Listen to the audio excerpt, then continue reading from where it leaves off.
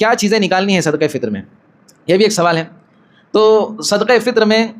یہ ایک اصول سمجھے کہ جو ہم کھاتے ہیں اناج کے اعتبار سے وہ اناج ہم نکال سکتے ہیں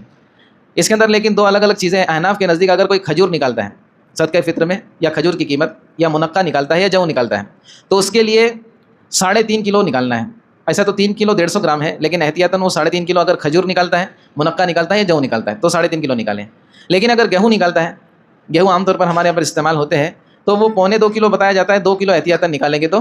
بہتر ہے۔ شوافی کے نزدیک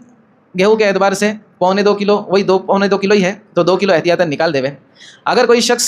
مثال کے طور پر ایسا ہوتا ہے کہ ہم اناج نکالتے ہیں یا ڈائریکٹ کوئی چیز دیتے ہیں تو وہ استعمال میں نہیں آتی، جیسے مثال کے طور پر پچھلے سالوں میں بھی ہمارے پاس کارگزاری آئی ہے کہ بعض لوگوں کو اتنا صدقہ فطر ملتا ہے، اتنا گیہوں مل جاتا ہے کہ وہ اس کو استعمال نہیں کر پاتے، تو وہ جا کر کے دکان پہ واپس بھیج دیتے ہیں۔ اب عام آدمی تو خریدے گا نہیں، اور جس کو معلوم ہے کہ صدقہ فطر کا ہے وہ تو ہاتھ بھی نہیں لگائے گا۔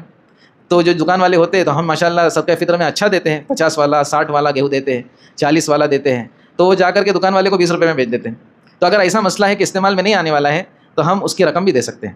کیونکہ اس وقت جو ہے اناج سے زیادہ ہو سکتا ہے کسی کو اور کسی چیز کی ضرورت ہو، دودھ کی ضرورت ہو، چکن کی ضرورت ہو، جو بھی بہرحال، تو ہم اس کی مالیت بھی دے سکتے ہیں۔ مثال کے طور پر ہم 40 روپے کلو والا گیہوں کھاتے ہیں تو 2 کلو 2.5 کلو کے حساب سے 100 روپے بنتے ہیں، تو وہ اتنی رقم بھی ہم